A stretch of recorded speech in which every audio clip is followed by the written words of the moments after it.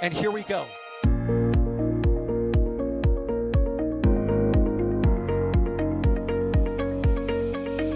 have liftoff. Propulsion continues to be nominal. RCPA chamber pressure looks good. Doubling up. Roger, Atlantis. Water towers, fly! Yes! Tango down to nominal. Fighting downside SPD off. Bring in SPD off. Off. It's orange! 145. Oh my god! Oh my god! Decollage. Put that in the big bag, Eagle. 343 unfolds to go. Indeed. We rise together, back to the moon and beyond. This methane would be igniting in the flare, correct? Yikes. You dead? We don't need any more of these.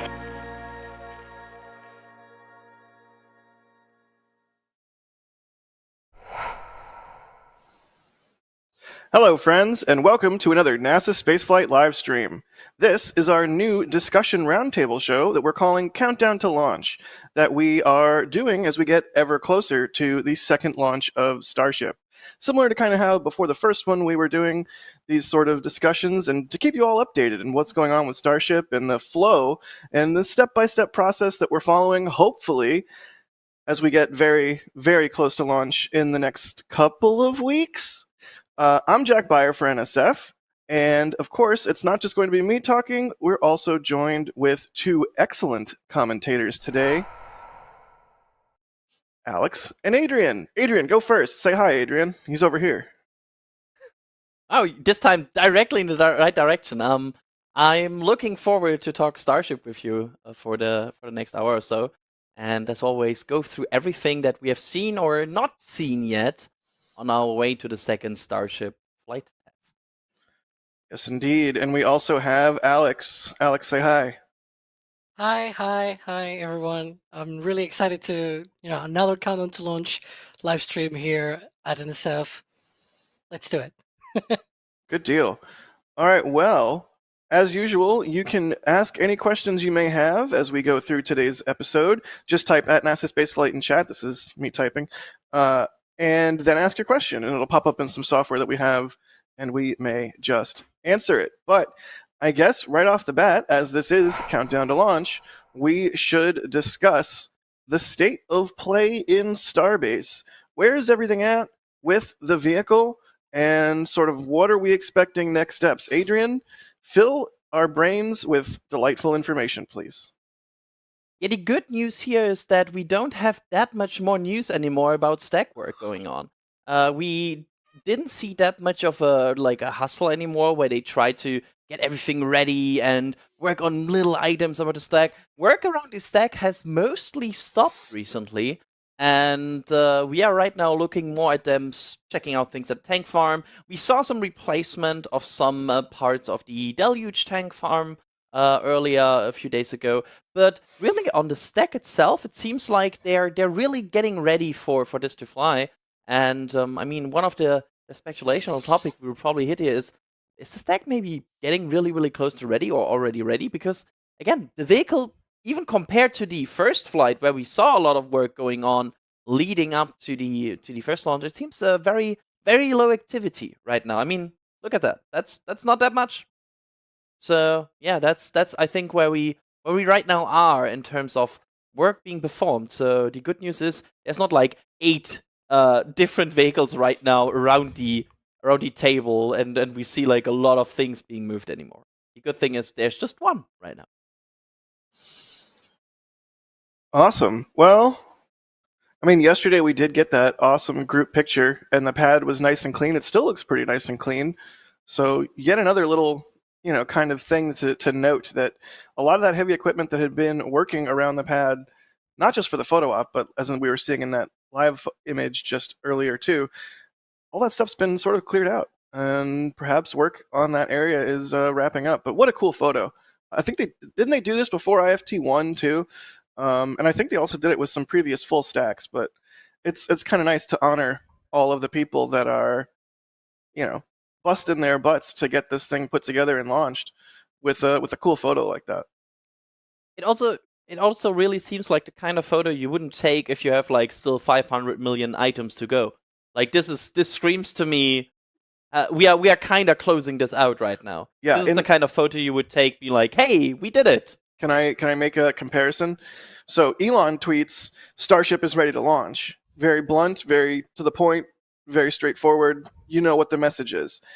SpaceX tweets this image, and you think, okay, yeah, they are clearly ready to launch. Like this is another sort of messaging that I think is going on. Maybe a little bit more subtle, but it's definitely there. Also, just to point out here, because I think we have to point that out, we are only talking right now about hardware readiness. We have not touched the readiness from a regulatory side here. We are just talking about where's Starship and Booster right now on a regulatory part. And one goal today is to talk more about the hardware part again, because we talked a lot regulatory, and there is amazing videos on this channel to talk about regulatory right now. But we also want to focus, of course, on hardware, because that also needs to be ready. You cannot fly only on a permit. Indeed. So, Alex, talk to us a little bit about this here hardware. Yeah, well, you can see there the full stack is pretty much not being worked on, as we were talking about. They've been doing some upgrades, it seems, to the tank farm. We think it is for the next launch, though, because testing this tank farm will pretty much need to be to remove the whole stack from the orbital launch mount and everything.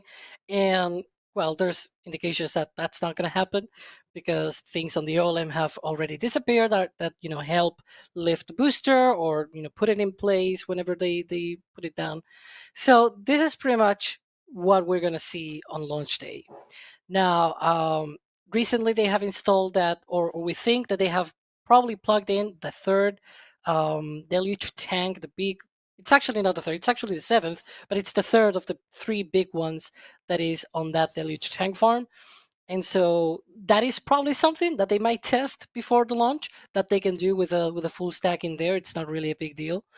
But yeah, we don't know yet. So we should probably see some small testing here and there. We saw the other day, I think it was a FireX test or something like that. And so, little things that they do just to get him in place, little tweaks here and there, and upgrades that they have been doing all over the past few weeks.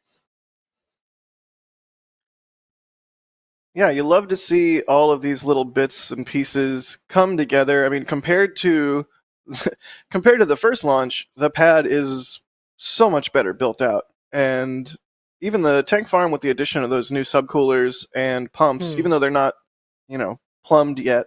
Can you use plumbed like that? Even though they're not plugged into the whole system yet, it still looks more complete. I don't know. It's nice to see.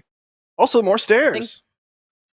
Stairs. I'm so happy about that video still. I will never stop being happy about it. It's the start case. I think the thing that surprised me the most about this flight versus the last flight was the booster aft section. Like the moment we saw the Raptor shielding and like how that's all integrated, it looked so much more like a fully operational rocket compared to more this. Like the worst thing to compare it with is Booster 4, because if you compare Booster 4's aft section with Booster 9 now, it's like day and night. It's so different in terms of shielding, in terms of upgrade they've performed. It's really like you can see a lot of progress comparing these two. Yeah, I don't know if this is a completely fair comparison, but when they were first building Starship prototypes like Mark 1 and SNs like 3 through 7. I guess 7 was a test tank. Either way, those early Starships, each time they came out with one, they like immediately looked better than the one before it, either in the wrinkling of the skin or just the welding and all of that. And I feel like Starship is kind of stabilized. That we do see a little bit, minor changes here and there, but a Starship looks like a Starship.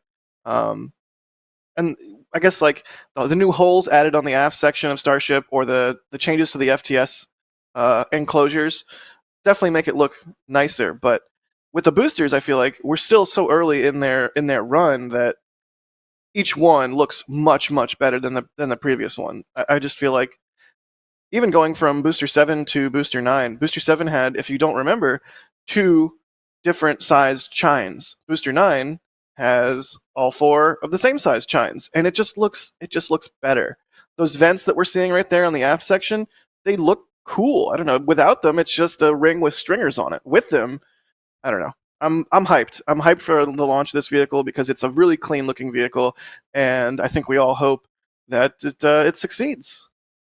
It might look even cooler in flight because those vents are going to be doing all of the purges and everything during flight, and that should look really, really cool. Thank you, Sawyer. I mean, Alex. Oh, come on. I didn't do any pun there. I was not intending to do any pun there. I would argue that it looks even hotter during flight with the all hot staging. It's hot. All right, moving right along. Desperately attempting to keep this on the rails. Do we want to crew, man? Do we want to move into questions? Yes, please. All right. Go ahead. In tradition of staying on the rails, Andy Skib was asking favorite type of bacon. Shortback bacon. That's the best type of bacon. Anyways, let's do some Starship questions. I got both of you. Keeping it on the rails. Yeah, I got both of you. Mark G has a question about wind limits. Do we have any indication of what would be a scrubbable level of wind? I don't think we do, but maybe I'm forgetting like a tweet or something Elon said in Twitter Spaces, or Adrian, you look like you're about to say something. There's 2 answers to this question because we know one limit, and the one limit that has happened in the past. Although it's not like that was kind of funny for the flights of Starship only because one limit we had was the limits of the cherry pickers going up. Because if they couldn't go up, they couldn't arm like the FTS and they couldn't unchain the flaps. But that's of course no longer a consideration with them now arming the FTS like days before launch. So it's a bit hard to guess. We don't have like a flight envelope so far that SpaceX has published where you can see like this is the wind limit, and probably it's not even that straightforward. So yeah, there's not really a good answer to this right now. And to be fair, Starship is still a very new vehicle, and SpaceX is probably taking it very carefully with any potential risks to flight right now, because you don't want to lose a vehicle because, hey, we just tried to launch it in a bit more wind, and whoops, it didn't work. Right. That would be an unfortunate way to go through all of the work leading up to a launch of a Starship, not just building it, but regulatory, launch site construction, all that stuff, just to have it lost to some high winds. And I would be remiss. This is a NASA spaceflight stream, so I must mention shuttle. Both shuttle tragedies involved a high amount of wind shear. Yes, there was other contributing factors, but I think Chris G and I have talked about this on stream back in the day, so I think it's safe to say without those 2 wind shear events, either of those missions might have gone, much differently. Anyways, wind is not something to be messed around with. That's a really good question from Mark G. Like Adrian said, we don't have super concrete answers, but it's something to be thinking about as we get closer to launch day, and when you're sort of trying to imagine in your head what launch day is going to look like, or could look like. Okay, so go ahead. Also, just to add that, they need to lift the ship a few days earlier. So they needs to be also weather good a few days before when they arm the FTS. So the requirement is not really gone away. It just changed to a few days before. But if there is a lot of wind shear a few days before, they cannot lift it, they cannot do the final fit checks, and it could also delay launch. Right. Good point. To add that. So we might as well just tackle the $1 million question. When launch? I mean, everyone watching this right now is probably trying to figure it out. Everybody that's wanting to come down here obviously wants to know when it's going to happen so they can appropriately time their travel. I wish we had an answer that was like ironclad, written in stone. We don't, to be clear, but we can sure as heck talk about sort of where we're at and speculate wildly about when we think it might be. And I mean, I see a lot of people asking this question in chat, but I mean, here's one from Soccer Genius. Maybe I should say Football Genius to keep Chris happy. But yeah, like, what's going on, Alex? Let's talk. Oh, I guess boy. we're gonna Wait, fight. hold up. Where is it? Here? Here. So right now, I should say that I'm not positive that it's going to happen either this week or even next week for a variety of reasons. The first of those is that we are on a Wednesday, and those familiar with Wednesdays, it's not anything, not a movie reference here, Adrian, by the way. You might know, maybe, or soon you will probably know that there's these things called local notice to mariners. And I say soon because we're precisely doing a video about that, about these hints that we sort of look for the launch of a Starship. And one of the things, it's those local notice to mariners for the Gulf of Mexico. And they are released on Wednesdays. And the one released for today, for this week, is not, like, it doesn't really have anything for Starship, which in theory should mean that there's no Starship activity plan at all for the next week. So what that means is that at least until next Wednesday, we shouldn't expect any sort of update in that sense. Now, the problem with these notices, though, is that they are released every week, and so that means there's no temporal resolution, as I call it. Just like you have a spatial resolution on an image, for example, you can also have temporal resolution on a timeline kind of thing. And so you have these updates every week. That's bad if you want to plan around, some kind of day-to-day thing. And that's when you go to things like TFRs, temporary flight restrictions, where it's like closures of the air, or other kinds of notices to mariners, which are called navigational hazard zones. And so those are mostly, they can be issued anytime. They are for a specific zone, they are for a specific event, rather than some weekly bulletin that they release. And so today we had nothing on that notice to mariners, and we may not have anything until next week. But tomorrow there could be some, or even tonight there could be some of these navigational hazard warnings that go out and say, hey, the launch is maybe next Friday, for example, not the one for this week, but it's for the one next week. And that's why it doesn't appear on the weekly notice to mariners, because it's not going to happen between this Wednesday and the next one, but it is next week. Now, do I believe it's going to be on a Friday? I have my doubts. I think SpaceX will probably wish the FAA releases the modification of the launch license on a Friday, and then they can launch on a Monday. The reasoning for that is, I believe, at least for the first flight, they were concerned of, the usual lawsuits that might happen and things like that. And so if they issue the modified license on a Friday, then they can launch it straight ahead on a Monday. So basically the next Monday. And that's what happened, or sort of tried to happen. It was approved on an April 14th, Friday.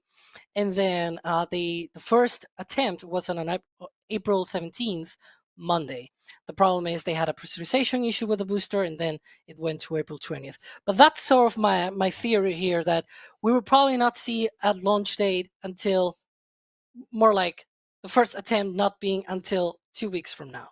So like Monday, 25th. There you go. Adrian, thoughts? Oh, it's here. He's here now.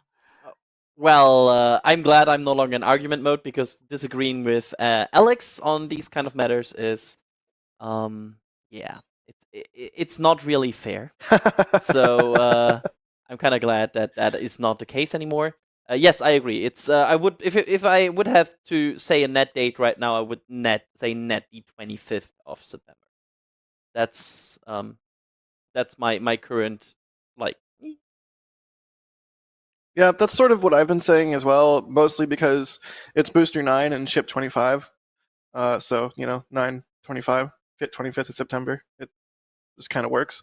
But it's not based on anything other than we haven't seen the necessary steps, and we sort of seem to be in that phase right now where we're perpetually 2 weeks out. I mean, I know it's a running joke. I know it's a thing from, what is it, Total Recall? But it really does feel like we are at 2 weeks and holding. And every day that goes by, we wait to come out of that hold, and that has not happened yet. And it's tough. I know it's tough for everybody that wants to come down here. It's getting to the point where I was on South Padre Island yesterday, and I was at the Margaritaville. Shout out to them once again for letting us put cameras on top of their roof and being an excellent place to stay when you're here. But talking to the folks there, there's already people in the rooms, like waiting, that have already been there waiting. I mean, being down here at the launch site, there's people that have driven up with their campers, and they'll see the NSF truck and they'll be like, "Hey, when you think it's going to be next week? We came with our camper and our family." And I'm like, I don't think it's going to be. I mean, That's the local notice to mariners there, but I think that is for August 30th. That's the one that showed September 8th. That's like 2 weeks ago. Got it. But that's what it looks like. Let's see if we can find the most recent one. But anyways, as I was rambling, people are showing up. People are already coming down here with the intention of seeing the launch. Another guy I met drove his motorbike down with a little trailer, like camper trailer attached to it. So I get it. There's anticipation. I can feel the anticipation. We all want to know when this thing is going to launch, but we're waiting for more data at this point. And it seems like, like we said, because of this notice to mariners, we appear to not have anything, at least for the next week. So that's sort of the state of play. Go ahead, Adrian. Sorry, I cut you off. Yeah, no, all good. I can tell, and I think everybody that from NSF that traveled for the first launch can tell you, planning a flight for this is hard. It's you have no guarantee. You could be in a flight in the moment where they release the launch window for next Monday. Right. And you go there, you fly, and while you're in the air, they cancel everything and tell you it's 2 more weeks. Right. It's possible. Planning a flight around a rocket is hard. So the best thing you can do is, that's my opinion on this. At some point, just say, okay, this feels good. This is a likely chance, and then you just commit. And once you're committed, you enjoy it no matter what. Yeah. And that's the most important thing. Don't tie your whole experience in Boca if you see the launch or not, because you might miss it. And if you miss it, and then you're just disappointed. So if you have fun anyway, cool. Yeah, I mean, you still get the enjoyment of being in Starbase, seeing the vehicle before your eyes, it's still wild. I mean, I'll be driving to the launch site, and the lighting will hit it just right, and it'll just kind of clicks in my head, like, oh my god, that's a spaceship. I mean, you can get kind of numb to it after being there for days and days and days, and then all of a sudden it hits you. This thing is going to try to go to space, or almost space, or whatever you want to call it. But yeah, that's really good advice, Adrian. And if you have the ability to block out a chunk of time and, like you said, sort of wait it out as long as you can and then commit, that seems to be a smart way to go. But if you miss it, there will be other ones. There will be many, many, many, many more Starship launches as time goes on. So I totally understand wanting to see one of these first ones. And I definitely endorse anybody that's able to try and see one of these first ones. But there will be others. It's not the end of the world. And I will say, the video that we're working coming up soon, like really, really soon, we hope. It's precisely about all of these things that we look for to guess when these launches are happening, because obviously we don't have, some sort of Jiminy Cricket kind of thing here saying, hey, this is the day that it's going to launch, right? This is not a thing. This is not any sort of thing in here. We need to read the tea leaves and all of the different, hazard zones for both the air, sea, ground, all of those sorts of things. One of the things that we mentioned, though, and this is a bit of a spoiler, sorry, Daz, but it's precisely watch Starbase Live, because that way you can see whether they're doing major work on the vehicles, they're doing any major sort of test of the vehicles, and obviously, follow us as well, because we're doing these sort of shows every few days, and also, don't even need to do the live streams as well, because you have all of these super great videos that we're putting out, especially the one that we put the other day of the FAA trying to, clarify what's going on with the FAA, right? That's sort of one of the things that we get asked a lot and all of the items that they needed to complete, whether it's really approved or not, and all of the steps that are going on behind the scenes. So if you have a lot of these questions, not only come to these live streams, but also watch those videos, because they probably answered lots of these questions. And this one that we're preparing precisely goes on, these tea leaves, notice to mariners, the notice to air missions, the ones for the air, the road closures. You'll see things like it says spaceflight activities instead of like non-flight test activities or things like that. So these things are going to be on our channel, so look that up because it's very useful.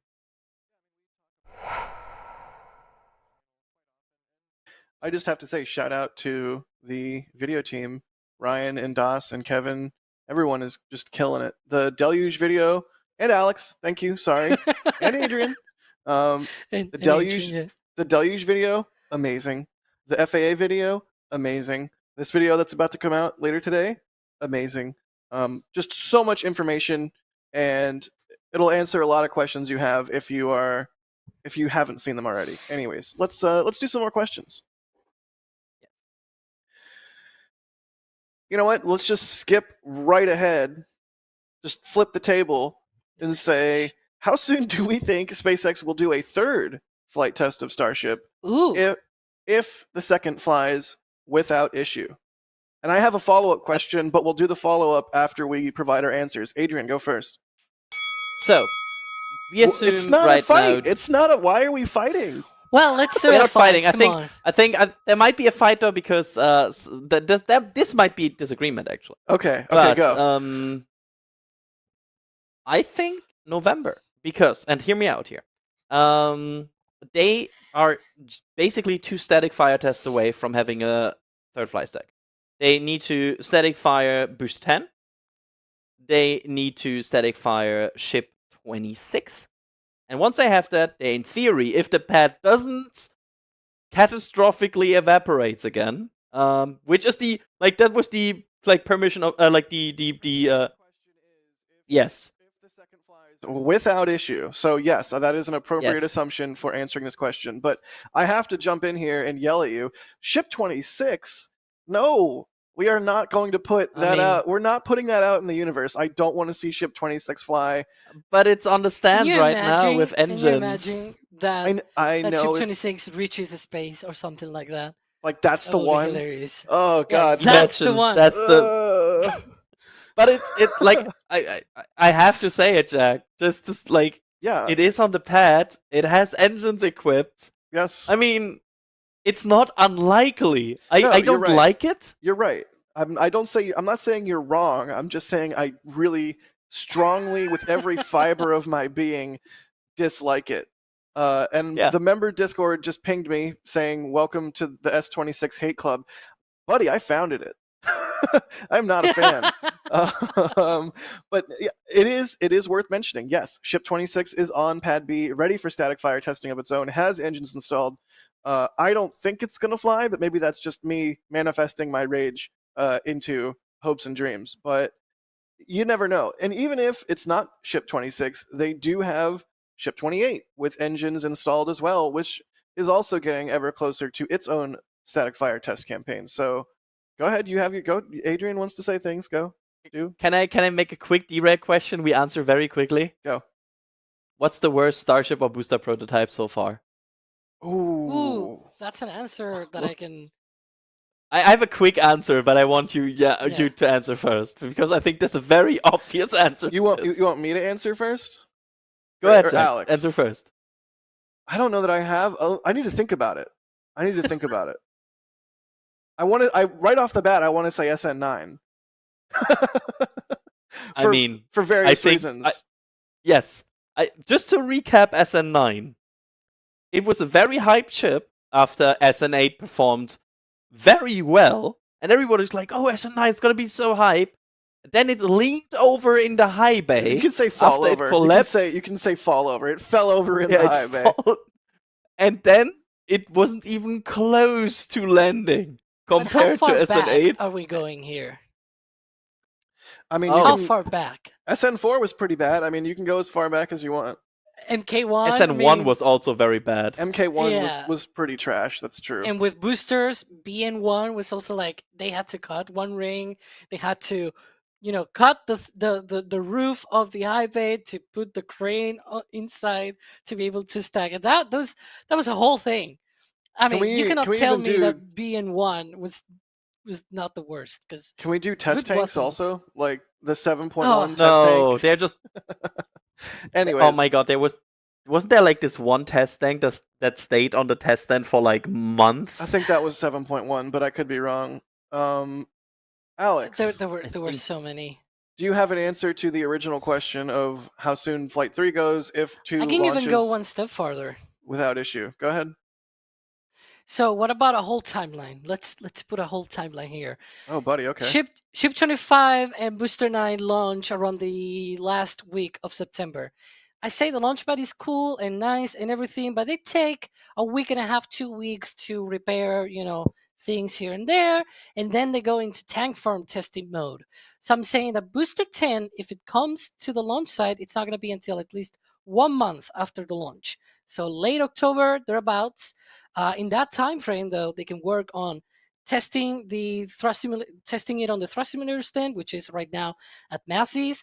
Goes to the Mega Bay, it gets its engines, its shielding, all of the upgrades and modifications and whatnot, and then it rolls out to the pad. It gets on the orbital launch mount, now ready and prepared, with all of the new upgrades for the third flight, and it gets test fired.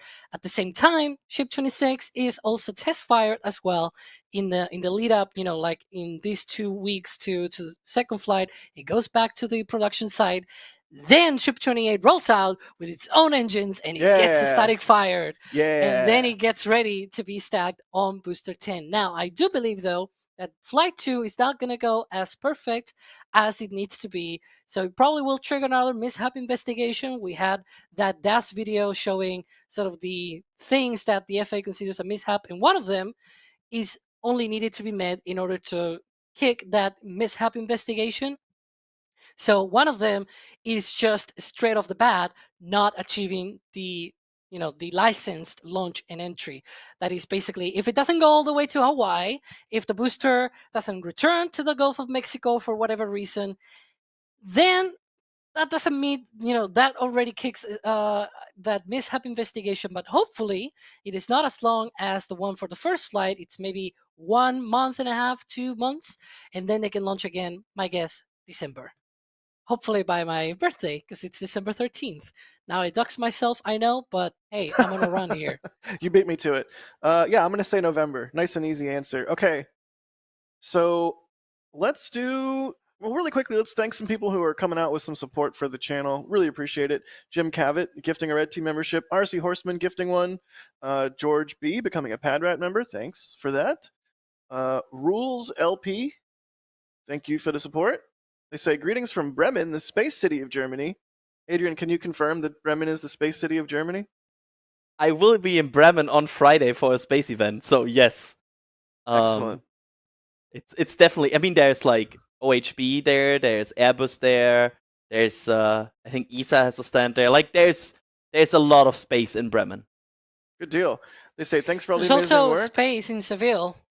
Airbus is here as well. So that's the space city of Spain, though. We're talking about the space city It's of actually Germany, not. Alex. Yeah. But There's yeah, really nothing here. thank you, Rules LP, for the kind words there. Chris Moole, thanks for the support. 10 curly L's. They say they ain't ready to launch. No FTS. Need to test the replaced water deluge parts. Need to test the replaced GSE parts. Well, we talked about all this. This is like an hour-old super chat here. But yeah, they're not ready. I mean, they're close to ready. They look pretty ready. Those GSE parts are not going to get plumbed in for this first launch, we don't think. That's why Alex in the previous answer mentioned after number 2 goes theoretically perfectly, that they would go into tank farm testing mode because they have new parts that they need to plumb and install and test. Yeah, you think about it. The reasoning behind that is, if you think about it, if you are testing the tank farm and you're flowing stuff through it that is new through new parts, right? You're probably gonna get some dirty stuff in the way, things like that. You don't want that to go into your vehicles, because the vehicles are right now plugged into the tank farm. So you don't want the tank farm to then go to the vehicles and get all of that nasty stuff. And as I mentioned before, they have already removed stuff from the OLM that helps lift the booster, for example. So if you cannot lift the booster, I mean, they could put it back in, but why remove it in the first place, right? So they probably are not intending to remove the booster unless it actually launches. Yeah, any kind of new plumbing and stuff like that you want to do, you're gonna at the very least you're gonna want to do pressure checks, and you're gonna want to do purges to clear out all the lines of any, I don't know, sand. Hey, You both know no what I did there. FOD. Yeah, you both know what I Yeah, did yeah. there. I'd rather be flying an X-wing. Says, is there any Me too. chance they updated FTS in such a way that they don't have to destack in order to arm it? I mean, it's possible. Hmm. I feel like. Based on Go ahead. based on what we have seen so far, they have not really modified it in a way that would be enabled. It looks more like they have a how to say this? They doubled the boom. Yeah, they put Um, another box on it that will fit more explosives when they install the explosives on it. And they added Yeah. more room for more boom. Yeah, I like well, that. yeah, I mean, it makes sense, right? If you want to make it work, you just gotta add more of it, and that's what they did. And you can see both on both vehicles, on Booster 9 and Ship 25. So I don't want to just outright say no to this question, but we haven't really seen anything that indicates that that is the case. And I feel like for a system such as the FTS system, you're going to want to not have it be full of explosives while it's just sitting there for days like it is right now. So they probably need to install those charges in addition to actually pulling a physical pin. It's like having a safety on something, like an actual like thing, a physical thing versus an electronic, an electronic lock in software. The physical thing is like, you want both. You want all the safeguards you can have. So to me, it's just like a destack and restack is not that time consuming. It's pretty straightforward. SpaceX has done plenty of stacks with the chopsticks at this point, so it's not really, to me, worth removing a physical safety of that nature. Daniel yeah, Hogman. we usually. Oh, go ahead. Sorry, I was just thinking of a thing, because I'm seeing people in chat obviously talking about that. What happens in the future? What else, right? That doesn't sound like they could enable, a reflight within hours or anything like it. Well, if you're just flying every single hour, just leave the ping out. You're just gonna fly again, right? Right. So Right. you don't go and put the pins again. You just go in and stack it, fly again, and off you go. To Mars, baby. Daniel Hogben, thanks for the support, gifting 5 Red Team memberships. If you got a gift from Daniel, be sure to thank him. Matthew Dahl, thank you for the support. They say, your theme song always gets me so hyped up for rocket landing. Love the show. Consider keeping it going after launch. Maybe. I mean, there's a lot to talk about right now, and sometimes after launch, things kind of, we enter into a lull, but I don't know, if you guys like the format, let us know in the comments. Do all the YouTube things, like and subscribe. Maybe we'll keep doing it. We kind of had something like that for the first flight, right? That a few days after the flight, we sort of did this. Oh, we'll definitely daily do or that. every few days. Yeah. Yeah, there will be post shows. Like Exactly. 100%. Yes. There will be.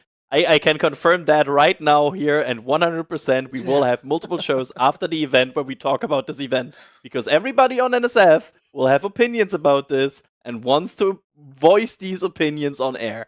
And I want to I think of every commentator wants to have this moment of like talking about. Did it do a There's also Kerbal? gonna be- Did it not? Fight mode. There's also going to be news as well. Like maybe, if there's let's be honest, there's probably going to be something that doesn't work properly or as expected. We always, knock on wood that everything happens correctly and everything. But the Starship is a very experimental rocket. So if something goes wrong, rather when something goes wrong and there's updates after the flight, then we're probably also going to talk about those and things like that. So yeah, we're, there's a good chance that there's going to be more of these shows after the launch. Indeed. Kevin Miller, thanks for becoming a Red Team member. Paul Sorensen, thank you for the super chat. They say, since Flight 1 proved it could fly, what's the definition of success? I will just go right off the bat and say, the definition of success for Flight 2 is the exact same as the definition of success for Flight 1. Do not nuke the pad. Get the thing over the water. You're good. You gathered data. You did not ruin your launch pad. Like, bonus objectives, reach max Q, successfully hot stage, get the ship engines fired up. Super bonus objective, get the ship all the way to Hawaii and have it re-enter. And then I think turbo ultra bonus is have it successfully re-enter, but I don't know that any of us are sort of expecting that. Even at the low velocities that it's going to be I mean, it's not coming back from the moon or anything, and so it'll be pretty benign. But I have questions. Adrian, how are you defining success for Flight 2? I disagree here. Oh, Ooh, fight mode. Come on. Yeah, this is like I disagree. Like wrong person. Yeah, that's Jack, not me, Kevin. I think. Well, maybe I agree. Starship is tied into the Artemis program. Starship is part of bringing humans back to the moon. That means they operate on a timeline. So at some point, if they keep to get to like max Q-ish, and then the thing starts to flip, NASA will at some point be very annoyed. So I think they need to show significant progress from the first flight in the second. There's two objectives here for me. A, they need to demonstrate that their hardware is rapidly or at least decently reusable. Otherwise, I would not call it a success. Like if either way, what cannot happen is a pad that blows up. If the pad blows up or if the pad gets damaged again like this, I would not call this a success. Right. And I think they need to, at this point, at least get to staging. I think that's my two boundaries. I think getting to staging and not destroying your pad. That's where I would say this is probably a successful flight. But again, I get your view. I think there's a difference here in like what would SpaceX call a success and what would external people like NASA call a success. And I think that's the two views we might have here. Yeah, actually, I agree with you completely. I think probably from even just like a random person on the street, like public perception of the program, if it does the exact same thing as the first one, that's not a success. But I just don't want them to nuke the pad again. Just don't nuke the pad again, please. But yeah, I think you win this argument, Adrian. You win the fight mode. I agree with you.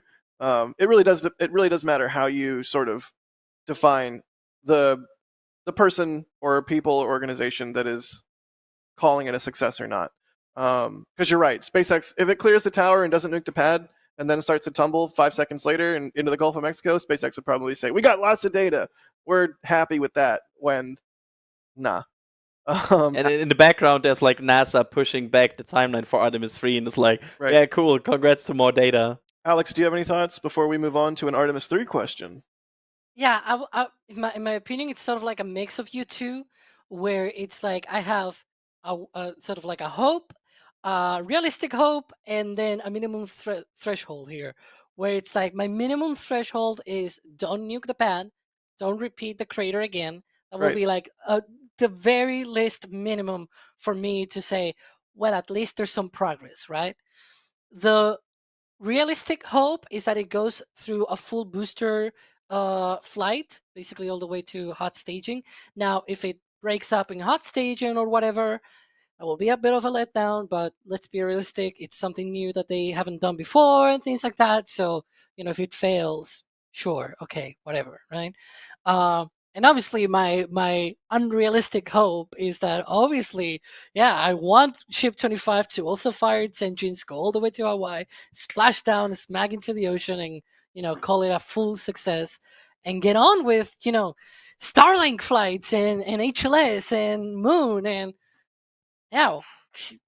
everyone hopes that, right? But the problem is that's probably not too realistic. It's true. Also, go ahead. Just a quick add, as we said before, the FAA will define success by reaching all the trajectory criteria.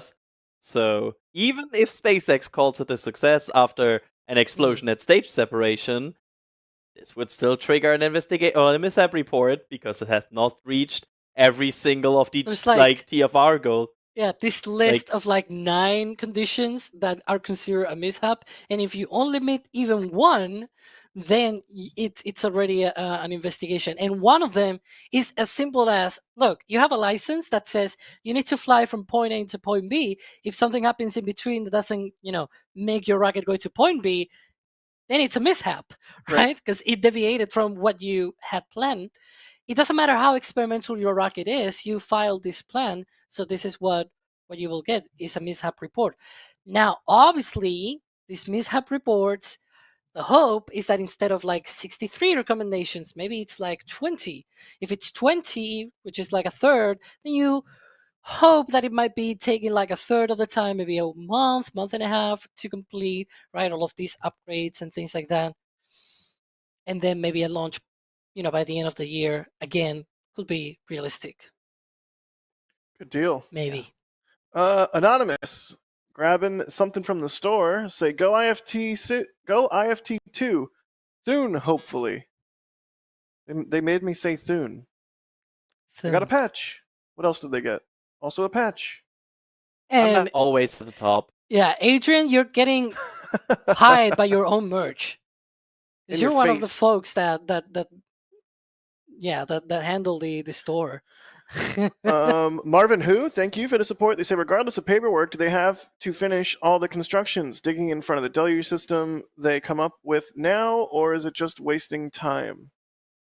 I mean, we talked about how there's new parts installed or added to the tank farm but not fully installed, so it's sort of work around the launch site is continuing over time, and they can launch with a subset of what's there, and they don't necessarily have to have it all up and running. But yeah, thanks for the support. Laura, thank you for becoming a new member at a Padrat level. And Jim Cabot, thanks for gifting a Red Team membership. And finally, Chazzy Mac, thank you for the super chat. They say NASA has no ground to stand on with being not okay with any delay for Starship based on the extreme delays over cost and everything else with SLS. Fair. At the same time, I don't think any of us were saying that NASA was, going to react in any sort of way. It's more just if we want the Artemis 3 timelines to stay where they're at, which there's a variety of non-Starship reasons why they wouldn't. See also SLS.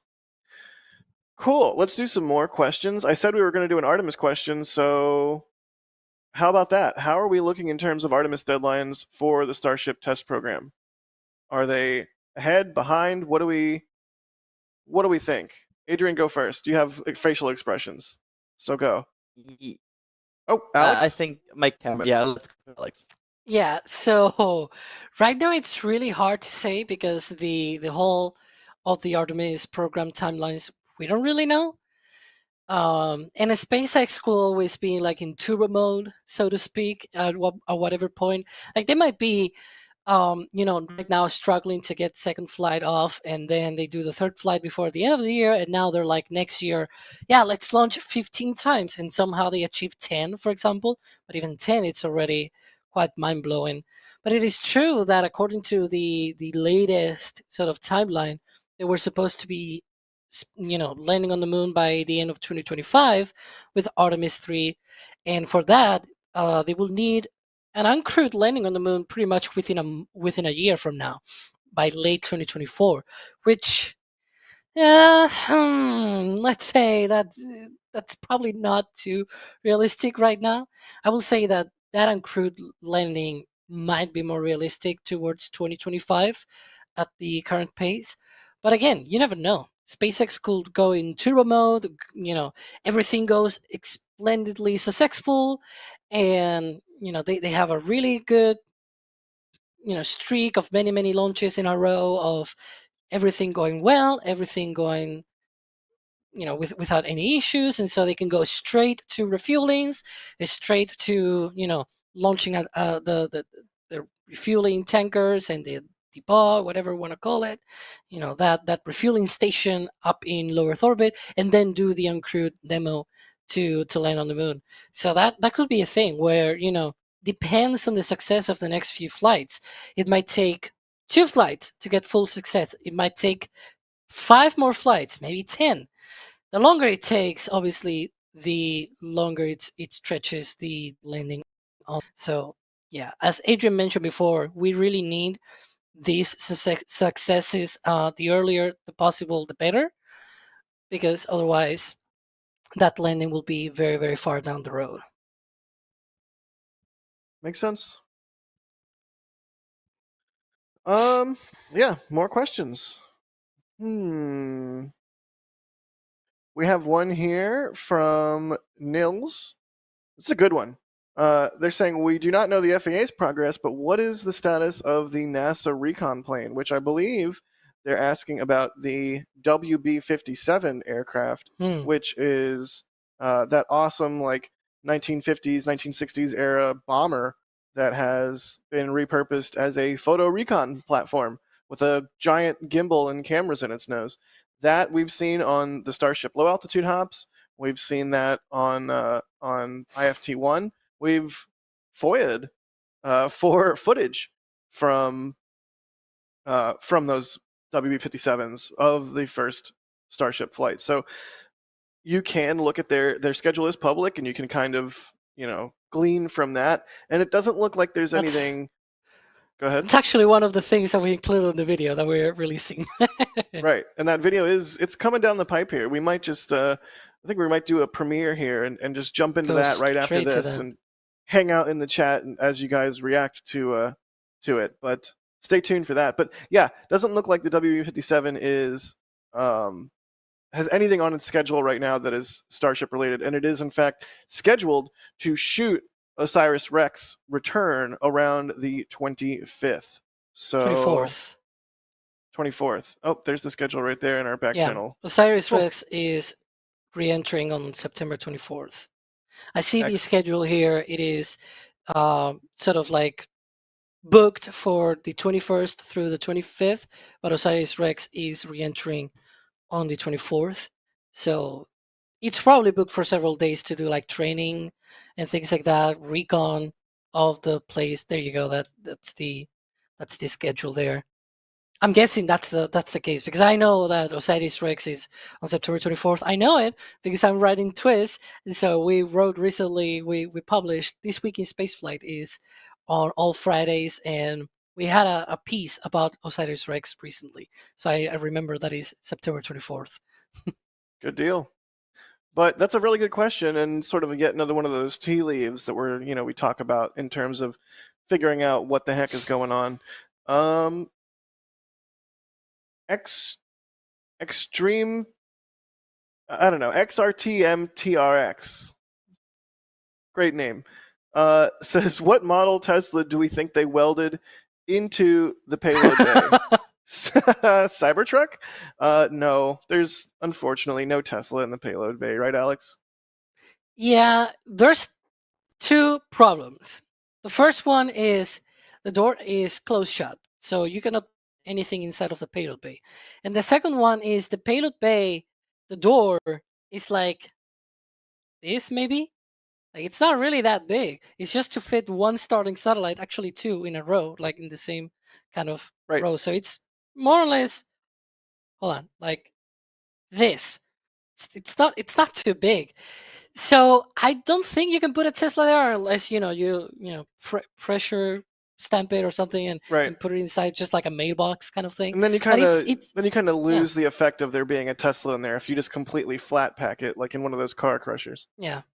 And if they were to put a Tesla before putting the nose cone on, then we will see it because we actually have cameras for that.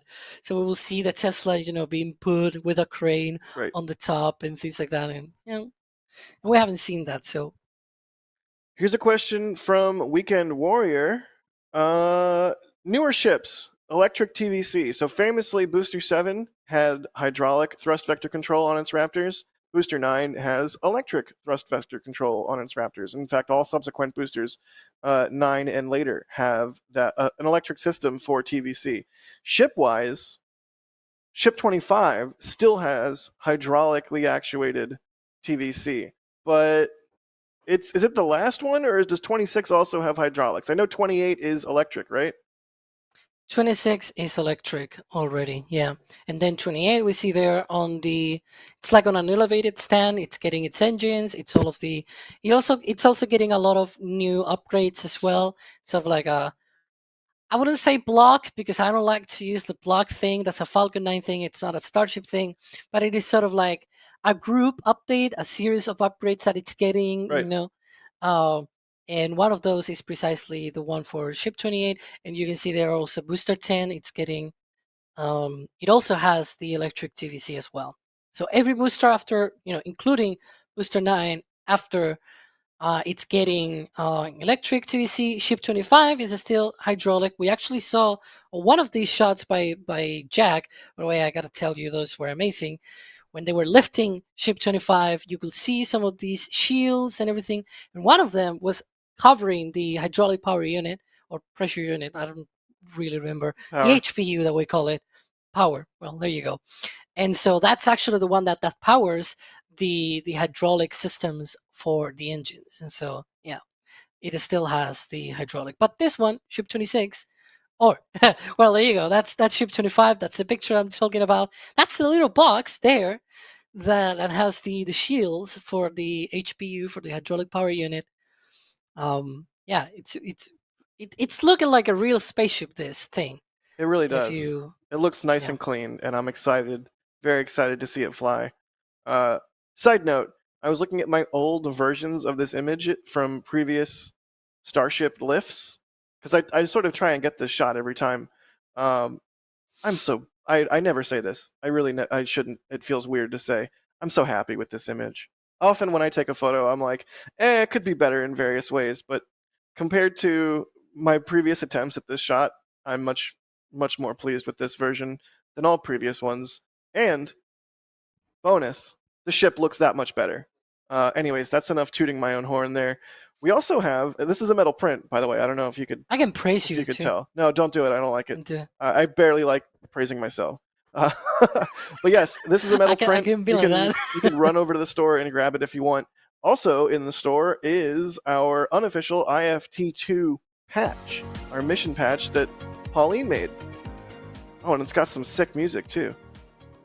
It's a beautiful patch. It's embroidered. This is like an actual mission patch you would get as if you were, someone that worked on a mission or flying on a mission. It looks absolutely beautiful, and Pauline did a killer job on it. And if you got an IFT1 patch, what better friend for it than an IFT2 patch? Yeah, Alex has the. Yeah, this is the one. Yep. IFT1. You can get the second.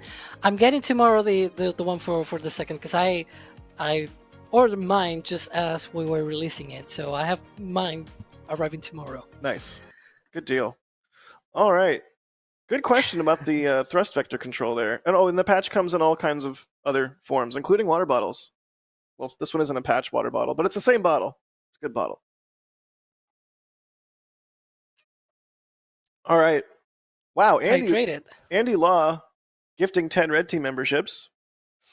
Thank you so much. Be sure to thank Andy if you got one from him. Mark with a store message saying, I always wanted to slap a patch in Adrian's face, but it's my face. I just did it to myself. And they got the patch. Look at that. Nice. Christopher also grabbing something from the store. Mine. They say tips and engineers say keep up the good work. Good deal.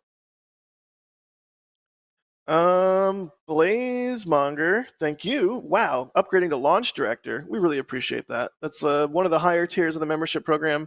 Of course, the membership program, absolutely key to helping us do what we do. Paying for the robots, paying for people's time, keeping the lights on, doing all the good stuff. Thank you so much to all of our members. At Launch Director and above, you get your name at the end of NASA Spaceflight Live episodes. Should we do that at the end of Countdown to Launch episodes too? I kind of feel like maybe we should.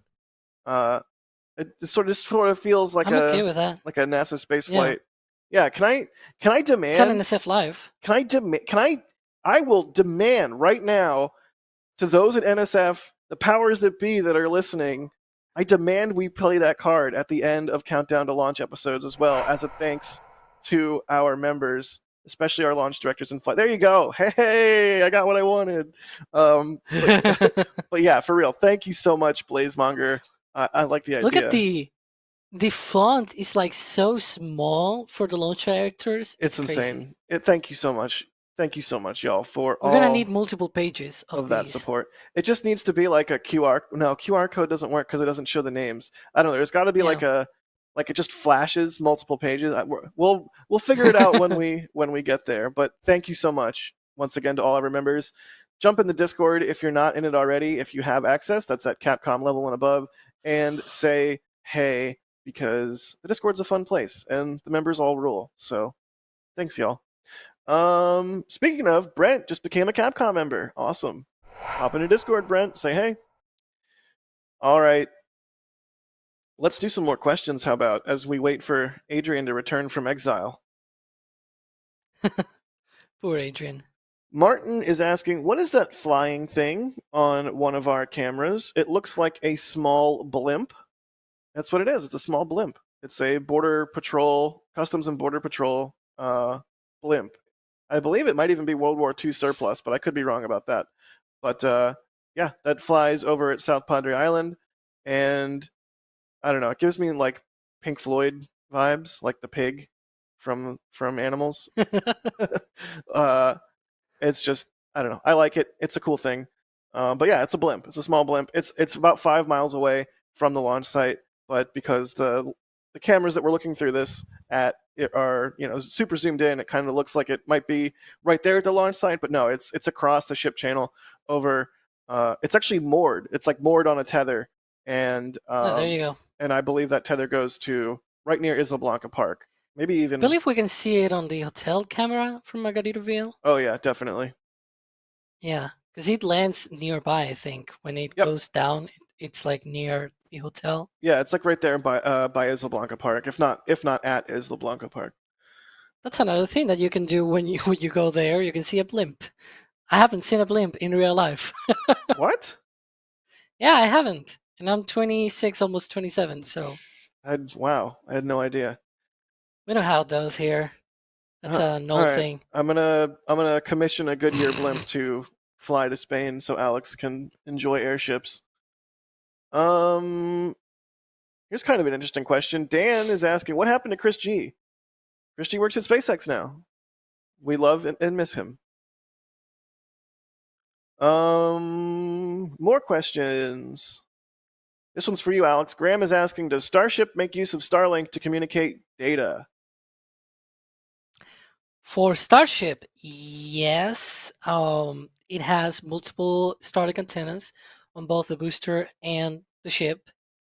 And so, yeah, pretty much you can see some of these on the chines of the booster. There are some of them on the vehicle, on the ship, towards the hatches on the middle of the vehicle as well.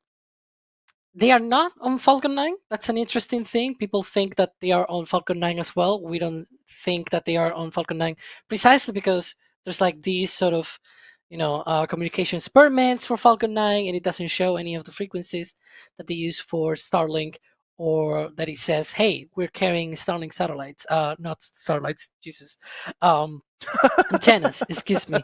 They do carry Starlink satellites, though. Falcon 9s do carry a lot of them, but I meant the antennas. Right. Yeah, they do use a Starlink for the boats, though. They basically redirect the signals to the boats and then back to the Starlinks. Yeah, if I'm not mistaken, both Starship and Booster have Starlink antennas. Hey, whoa, hey, hi. Hey, buddy. Hello. Finally back. How you We're doing a show, right? Yeah. You doing okay? Yeah, so apparently there was a routing issue somewhere between me and the servers we are using to do this. So it was not easy to troubleshoot, but the VPN to the rescue. Yay! Routing issue. All right, you just got sick of us and had to go for a little while. I get it. It's okay. You don't have to lie. Yeah, it just started like a Steam download when I'm like, okay, I'm done with the show, and then I re-download like Witcher 3 again, and just let it run. Oh, there's the blimp we were talking about a moment ago. Adrian is like, I'm playing Baldur's Gate. Forget this. Bam! T-shirt to the face. Cool. Here you go. Let's do some more questions. Welcome back, Adrian. I'm glad you're back. Thank you. You can say that shirt landed on him. Wow. Okay, here's one from Joe X, because Adrian is back now. They say hello from the Rio Grande Valley. Will any overseas NSF staff be at Starbase for IFT2 like Adrian was for IFT1? Adrian, you want to take this one? To my knowledge, the answer is no. So I will not go. Because I think I want to just sit here and look at every single camera angle possible for this one, and I think that's my plan. I don't think any overseas people are traveling for this one, but of course we will have people, and we already have people there, waving to Jack. So that's totally gonna happen. But I do not think we have any overseas that will go for this. Sad noises. I wanted to go, but yeah, I'm like, I wanted to go, but yeah. Alex, I'm here. here's what you got to do. You got to, for Flight 3, we're going to need you to go to England, put Chris B in a sack, hit him with a stick a couple times so you knock him out, then get in a plane and fly here. And that way we can have should both go of first. Why the violence? Why the We violence? should go first to Florida though, because we need Have you- to see him, cry Right. his tears down Right. and everything, seeing Atlantis. Adrian, you've met Chris Kennedy. B. He's a formidable opponent. You can't just throw him in a sack and expect him to take it. You have to subdue to subdue the man. Anyways. Let's see here. He's in the chat saying what? Also, there's another person called Chris B in the chat who is also very confused right now. Yeah, not you, Chris B, the other that is not our boss. Not you, That's the amazing. boss, our boss. He's saying in the back channel, "Oi, I'm right here." Oh, I'm right here. That's amazing. You Oh, gotta man. read that as with his accent of Yorkshireman. Right. Yeah.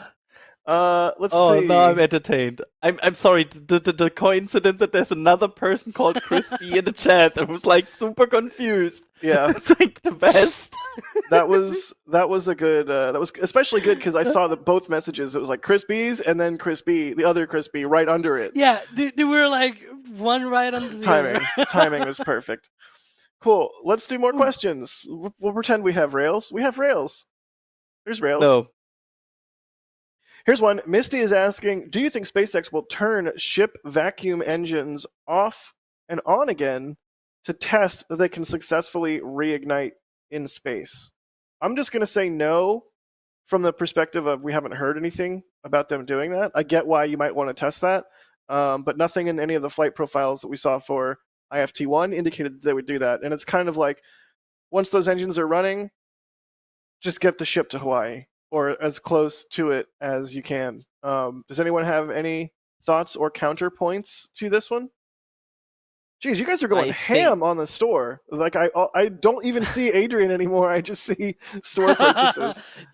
I think realistically, they would also probably at that point need to notify others, like regulators, because in that moment you change your trajectory significantly, and I wonder if at that point you would need like potential changing danger zones because you could burn a bit wrong, and like I think we would see it in regulatory approval if that would be even planned.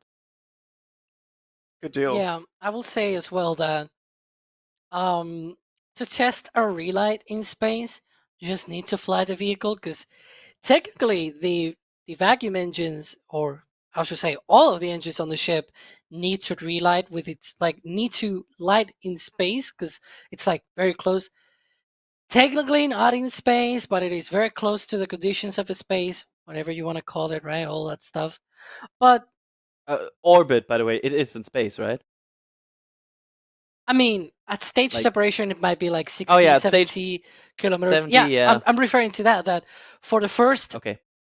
ignition of the ship, it's pretty much going to be in space conditions. It's also going to be in a very similar situation, because the difference between that and when it is idle in orbit and having to fire again the engines is just that there's been a lot of time between, right? And well, I guess they also need like settling thrusters or things like that, but they already have those. So other than that, I don't see a great difference in how you ignite the engines. So already that is your test of, hey, does it really work in orbit? But it's true that, after a while in space, you obviously need to also check that for whatever reason the computers might be broken or whatever, that you have radiation in space, difference in temperatures from here and there on the vehicle. So I get it, but I don't think we're there yet. They still need, that ship to fire the engines at least once while in flight, and then we'll see. No disagreements here. Adrian, any thoughts, or should we move on? You can move on. All right, good question from Misty there. Upstitch TV is asking, why are they not landing the rocket back on test flights? I think you answered your own question there, Upstitch, because it's a test flight, and they don't want to risk damaging any of their ground infrastructure before they're absolutely 100% sure that they can successfully make a landing. Until then, the Gulf of Mexico or Pacific Ocean, respectively, are plenty nice resting places for these test articles. Adrian, any thoughts? Yeah, I think I'm also trying to Yeah, be nice. visible here. Good work. Yeah, I mean, you want to have like in-flight data of the landing profile before you try to throw it at your multi-million-dollar equipment that you in theory have there.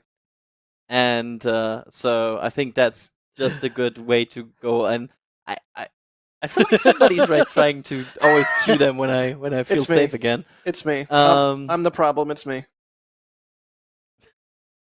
So yeah, it's that's also Taylor reference, check. Yeah, I think they will want to have real life data before by accident chopping off their chopsticks by landing a booster on them. See what I did there? Chopping off. Yeah, it actually kind of made me cringe a little bit. This is probably one of those questions. That's so ouch. This is probably one of those. Yeah, I was gonna say this is probably one of those questions where it's like you can answer with another question, because the question was, why don't they just land it back? And I'm like, have you seen what happened on the first flight? They first need to get to they first need to get to the point of where both vehicles have already done their thing, they're separated, and then we'll see if they actually land. I'm even skeptical that it's gonna reach the point of landing on the Gulf for the second flight. We'll see. But yeah, but my answer is another question. Like, have you seen what those guys did? Yeah. Good point. Let's see here. Nadine is asking, do you think we could have another rapid unscheduled disassembly in mid-launch after stage SEP? What do you think about that? I'm hoping we do not have another RUD event. So like a RUD of the ship itself after stage SEP? I think if it happens, it's going to happen during.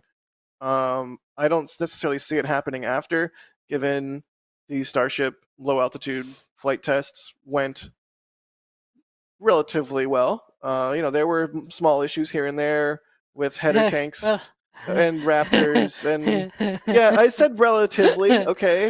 As long as it doesn't repeat an SN11 kind of thing, right. when it blew up mid-air. Okay. S11 was the worst one objectively. But See, yeah, I had a lot of fun for SN11. Sure, I'm sure you did.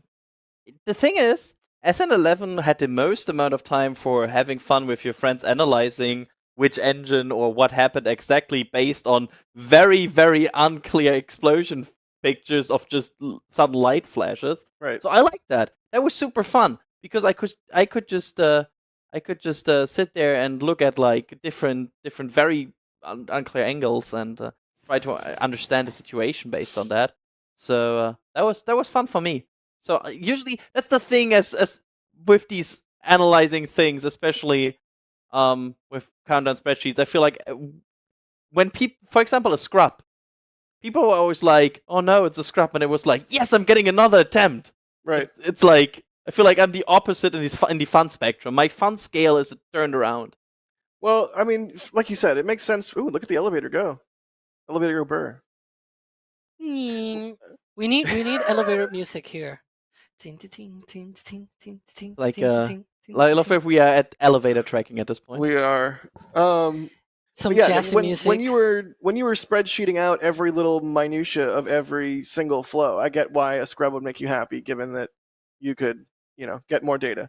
More data, more better. Yep. I knew you were going to say more data, so I said Don't it. steal my bit. Don't steal my bit.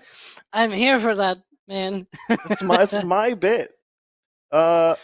Robert is saying, what are the chances of a success right now? Can you give me your theories? First off, do we want to define success? Again? Like Well, we go meeting back. meeting all criterias, I think, is in this case a success. Like in Okay. this case, the question is, what's the chance that it completely gets through re-entry and splashes down in Hawaii? Okay. So, what percent chance do you give it?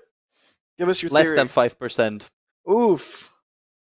Oof. I mean, did you see, like, the TPS is okay, yes, but it's still uneven. Do you think that thing will survive re-entry?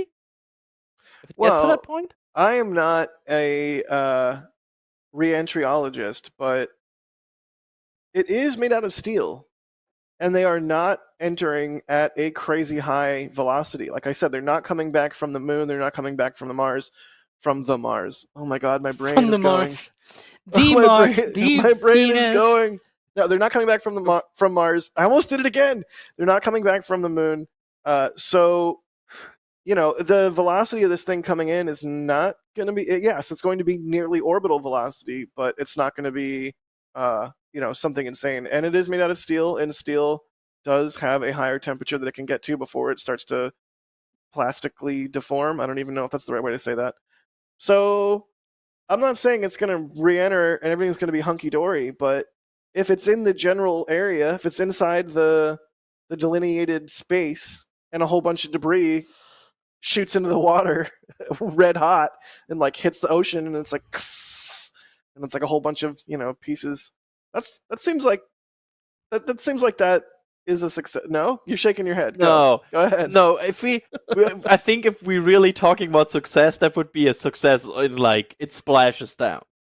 Like, Okay. it goes through re-entry. If it rains down in different glowing metal pieces in Hawaii, that's not a success. In the for right me. place. In the right place.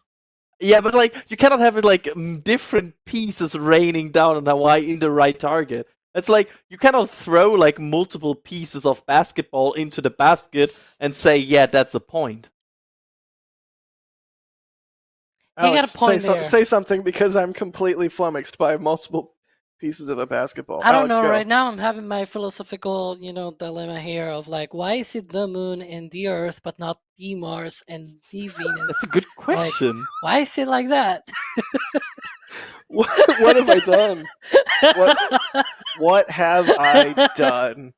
Why did they let us we still need a on whole air? conversation about that. I don't I know. think that's a great philosophical question here. Like, why the human race chose to do that? I don't know, because it's the same in Spanish. La Tierra, la Luna, but not, something like La Marte or El Marte. We don't have that kind of stuff.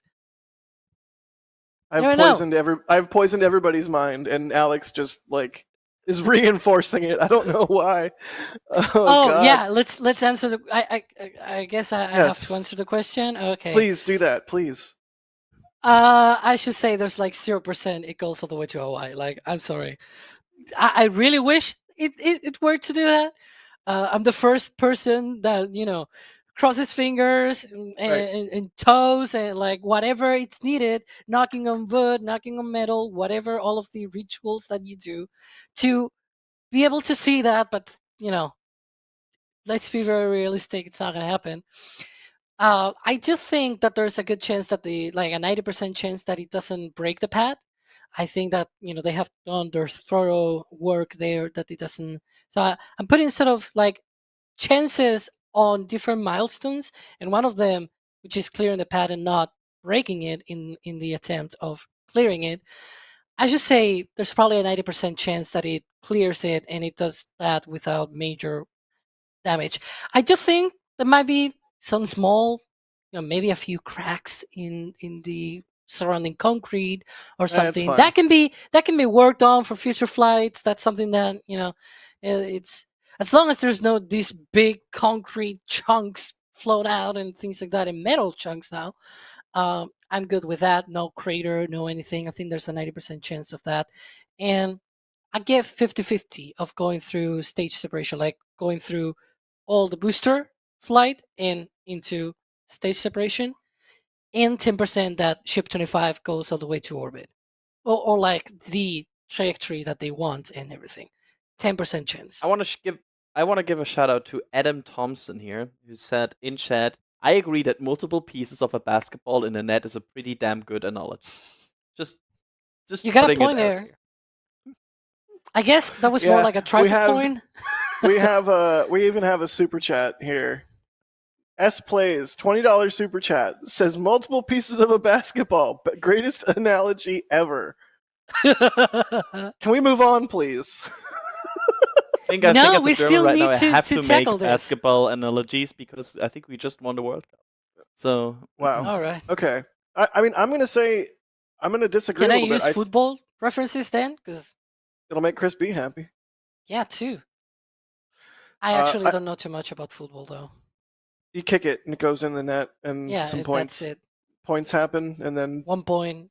yeah. Maybe no, that's once not it true. goes through the net. My team kicks it and never goes into the net. That's the issue they have. See, the male kind of a- football team kind of a from core from my part. country, that's like Yeah. that. Yeah, the female one is So, better though. let's get to questions. What do we have in questions? Well, just to wrap up that last one without the side of insanity, I do think that I would give it 50-50 of getting to stage sep. I think was that you, Adrian, that said that? I would Me. agree with that. Oh, well, okay, Alex. It's all I mean, blurring if together Adrian also because- said, then we're all in agreement. because all I can think about now is the Mars and pieces of a basketball and it's The Jupiter, the Pluto. I've ruined my brain. The Saturn. Wow. The Titan. Let's see here. David is asking, does the tank farm have all the oxygen and methane that it needs for launch, or can we expect a lot of trucks to come in to fill them up? I think that they're constantly replenishing the tank farm just to make up for boil off. Go ahead, Adrian. Sad answer is there's sadly no LED next to it that shows us how much is in there right now, which would be cool, by the way. Just saying that, I like LEDs, and more wants like LEDs, LEDs yes. next to the tank farm would be amazing. I am 90% full. But yeah, it's like the tank farm is currently at 95%. That would be nice. But I Remember- think there's a constant stream on it, so I think they might not be far away from topping it off. Are you both too young to remember the batteries that you would like mash your fingers on the like AA? Do I have a AA? Yeah. You'd like mash your. Dude, my first console press was a it Game really Boy. hard. I remember them. And you're like, oh, the yellow bar says I have half a battery left. Oh God. Oh, that's how you measure it. So yeah. Yeah, we need that for the don't. tank farm. You have no idea what I'm talking about, do you? No. Either I that's too have. American or too old, or both. No, that's I remember that, but for example, these clunky, like these block batteries, the bigger ones, you could also just hold on your tongue, and if it tingles, they would still have charge. Yeah, that's Uh, not. Yeah, that's, no, that's probably not a healthy thing to do, Adrian. Yeah, don't do that. NSF not responsible. Don't do what Adrian yeah. is doing. Oh man. Let's see here. People are saying, why does he have a Why battery? does he right have the there? battery right I have there? look, I have tons of battery here because this is I also have one. In defense of Jack, I also have batteries here. It's because the microphone I use to record yeah.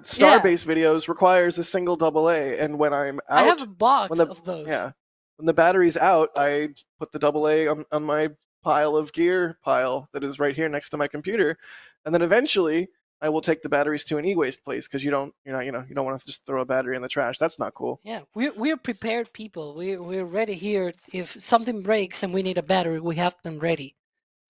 Questions. Yes, let's do more questions. Thomas is asking, Hey, it was a question. Could 26 be being used to test possible upgrades to the Raptor engines?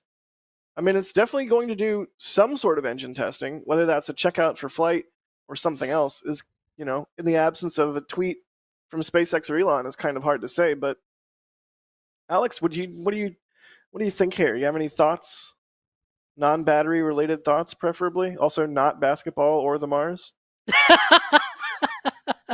Well, the Ship 26, excuse me, it could be used for engine upgrades or anything like it, because it's definitely the first one that is using the electric TVC. But then again, the vacuum engines don't use any TVC at all. That stands for thrust vector control, basically the thing that gimbals the engines and moves it. And the vacuum engines, they are not, they don't move, they are stationary. They actually held in place for the flight. And so, yeah, I don't think it could be for the vacuum those, but it could be for the center engines, or it could be that they're doing like a whole upgrade thing where both also like they're also upgrading things on the vacuum engines that we don't know yet. But there's so many things here. It's definitely true as well that they haven't implemented some of the changes that we've seen on Ship 25, like those vents that they have on the aft section of the vehicle, these extra pipes that they have now. They already have one chill line, like engine chill pipe for like one on one side and one on the other.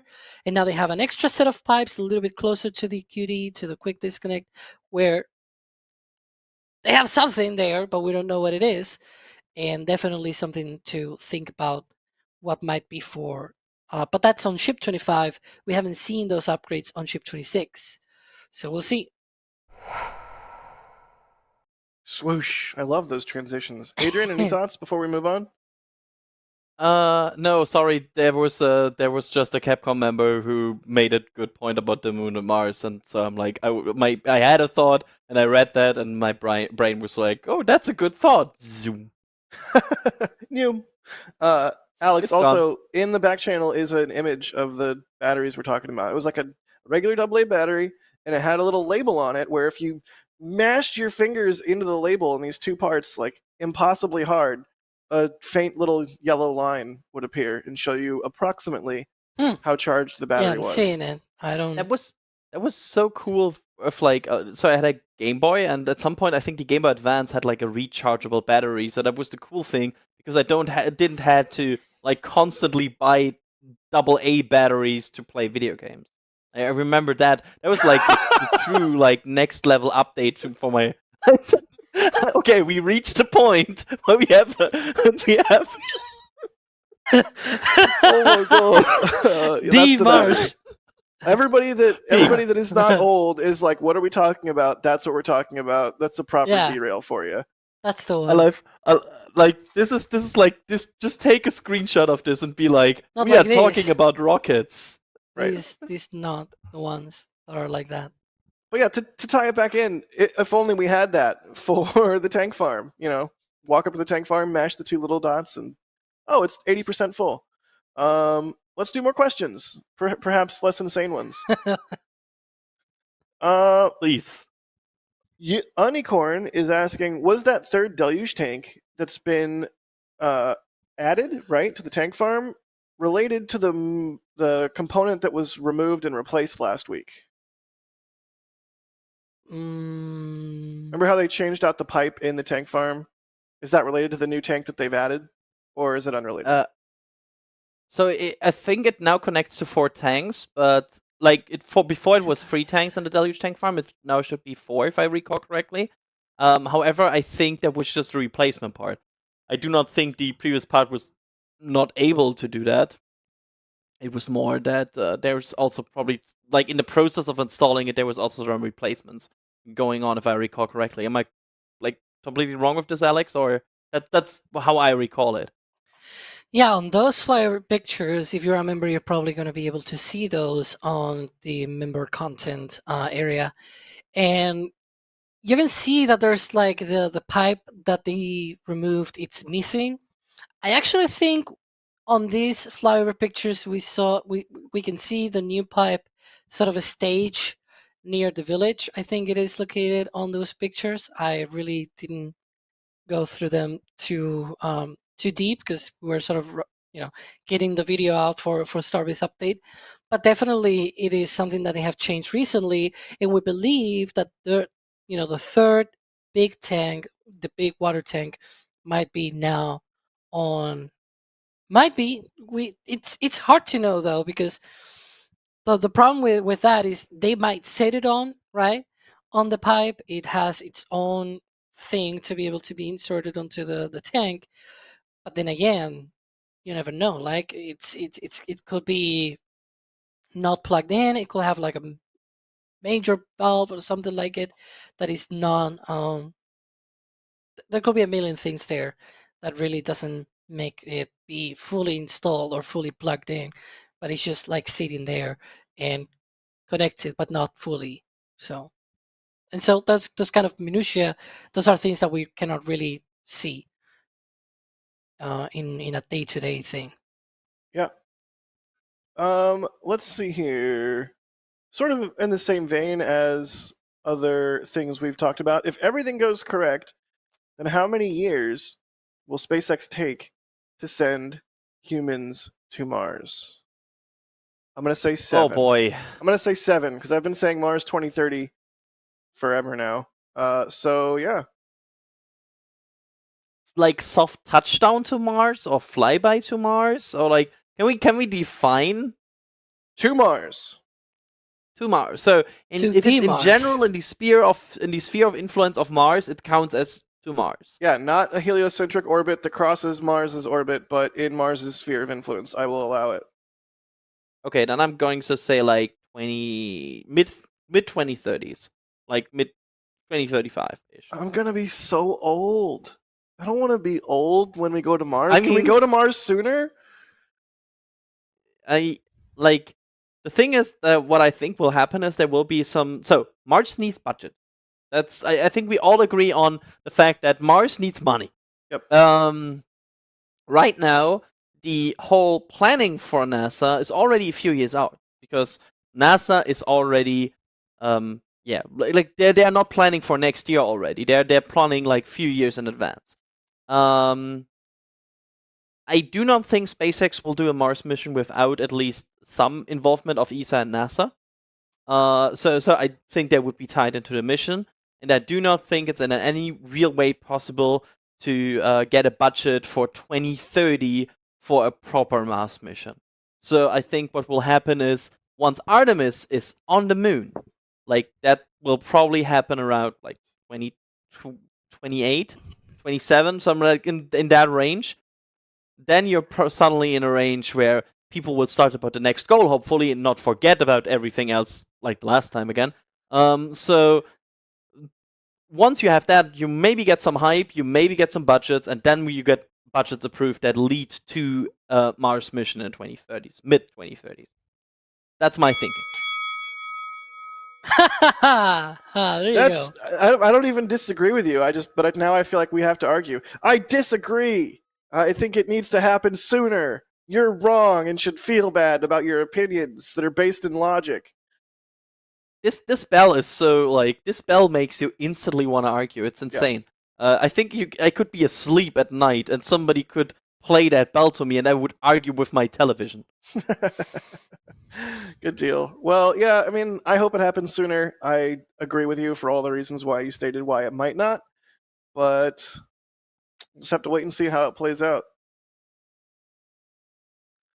Let's see. More questions. Here's one from RC Horseman.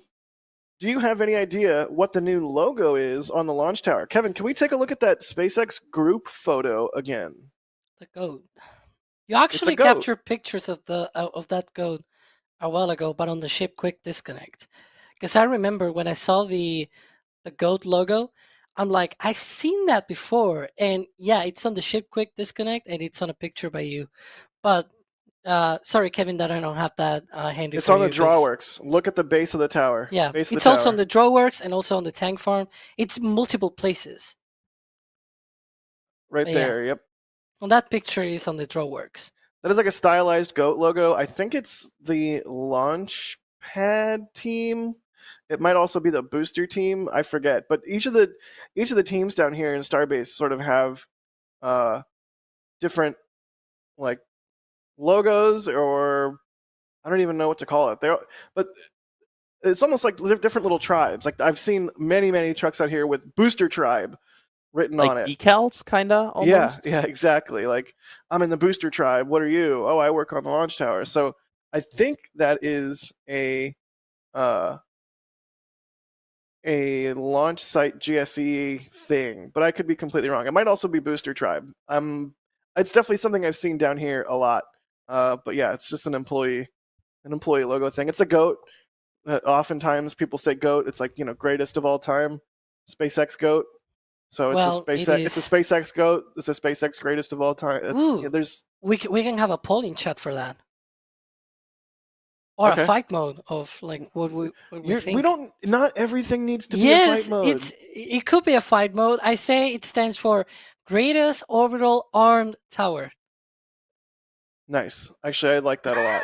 I was ready to be. It's the greatest, and here comes my redemption arc, because I recently said on nsf.live that the launch tower Mechazilla is not the biggest, and people were like, it is the biggest according to Guinness World Records. Oh and yeah. I'm like, okay, they probably know. However, this is only right as long as you only count a launch tower if it already has done a launch. Because if you count a launch tower as a thing that is purposely built for to support a rocket launch, it is not the biggest launch tower in the world. Mm-hmm. That goes to Blue Origin, because the Blue Origin tower is bigger than Mechazilla. And I said that, and multiple people in chat went like, "No, that's Wait, wrong. That's fight that's- mode with 3 that's- people. I think it's more in chat. Like, I'm fighting with chat at this point. So it's yeah. I just wanted to point that out because I think it's also a correction thing, because there was some confusion Yeah. about the facts here. And yes, the Blue Origin tower is the This- biggest launch tower You're constructed, right? you're It's you bring 160 this up. meters, right? I think every time we've thereabouts. streamed since that NSF live, you've brought this up. Like you're not Yes. you're not going to let this one go, are you? Yeah, because people in chat were like, "But Guinness said," and it's like, sure, but sometimes Guinness can also be wrong, and in this case, I think sure, it was wrong. I think they really define it as a tower that has supported a launch, and that's the problem here. Because be the launch fair, tower, That Guinness record was in 2022, and there was no launches in 2022. oh, then it's wrong. Then it was just plain wrong. Exactly. Because the blue tower is 575 feet. Yeah. All right. Let's move on from Adrian's favorite hobby horse, Hobby Tower. But this is still what I said of greatest overall arm tower. It is still Yes, true because the yes, Blue we know, Origin tower Alex. doesn't have any arms on it. Yes. There you go. That's It's the just a joke. plain tower. But can I Okay. explain? No, you did like 3 times. Okay, but Let's move on. Captain Nemo is asking, do we have any further info about the 3D printed buildings that we saw on our last flyover? 3D printed buildings? No, other than they're building them. Every time I drive past that area on the way in or out of Starbase, I take a look over there, and they're a little bit taller. It's pretty cool.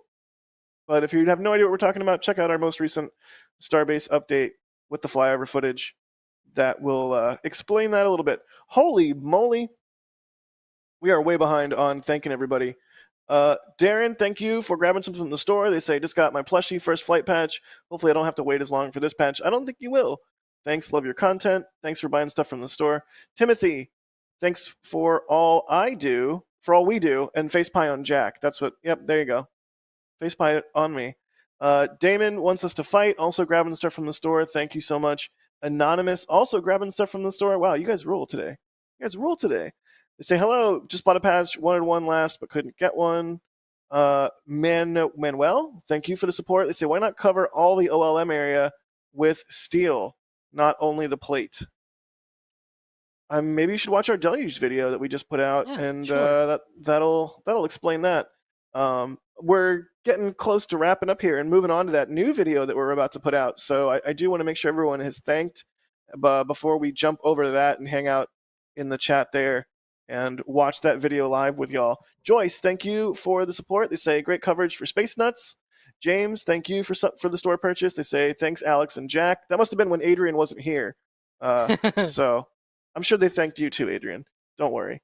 Ed, thank you for the support. They say, thanks for all the info, bacon, and puns. Paul, thank you as well. Great format, new tower to test catching. to minimize risk to OLM? No, probably not. Oh, that's look the at new that. video. There's the new video. It's almost ready. We're gonna jump over to that here in just a moment. Yeah. Yeah, let's see here. David J. Whitefield, thanks for becoming a Red Team member. Josh, thank you for the support. They say, besides Mars, what do you think Starship's first deep space mission will be? Huh. Huh. I mean, I'm always a big fan of sending stuff to Venus. That's not really deep space, though. It's more inner space. I don't know. Anybody? I want to see more gas giant work. I want to see accurate counts on how many moons and objects are there, really, and I want to see more gas giant work. I like the gas giants. I'll so second that. let's also, can we just launch like a super high definition, super high resolution camera to every planet and just get a high res shot? Thank you. Yes. Yeah, also yes, just yes. like a Starlink Everything. dispenser kind of setup on a Starship, but instead of Starlinks, it's like probes, and we just like send a probe to this moon, send a probe to that moon, send a probe to this planet, just pew pew pew. That'd be great. More science, more better. Little Trucker Kennel Miniature Pinchers. That's a name. They say, hey folks, that blimp is one of the surveillance blimps used by the government, possibly Border Patrol. Yeah, it's a Customs and Border Patrol blimp that we were talking about earlier. Happy Cappy, thanks for the support. They say, at what point in launch are the booster hold downs released? They're released before launch, actually, and the booster's just kind of standing there. I'm trying to run through these here, and we've got just a few seconds left. Kevin, thank you for the support. They say, I was one of the 800,000 subscribe trolls, but seriously, I love your work. Thanks for all the camera views. Yeah, thanks for that, Kevin. Let's see, Mario from day one, SpaceX and NSF fan from Croatia. Thank you so much. They say S-25 will go orbital, fail reentry. Happy Cappy again.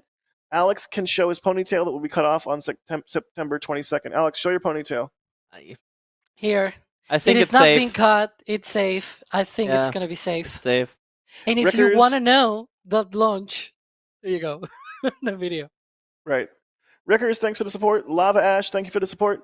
Booster 4, we don't know why it hasn't been scrapped. They're probably just waiting until they have time and resources.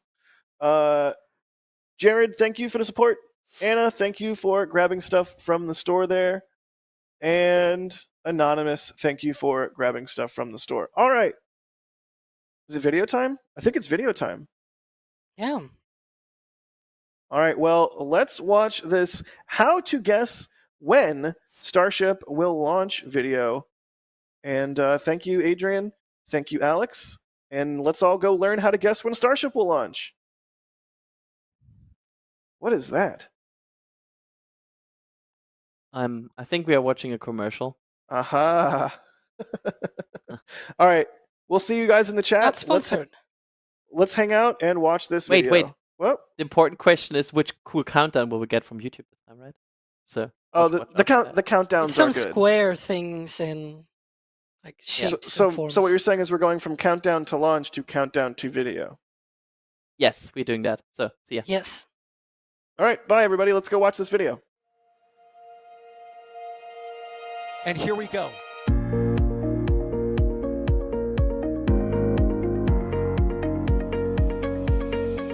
We have liftoff. Propulsion continues to be nominal. R68 chamber pressure looks good. Following up. Roger, planet. Water towers fly! Yes! Tango down to nominal. Flight downside SPD off. Bring in SPD off. It's orange! Orange 45! Oh my god! Oh my god! Decollage! What is it? Put that in the big bag, 343 unfolds to go. Indeed. We rise together, back to the moon and beyond. This methane would be igniting in the flare, correct? Yikes. You good? We don't need any more of these.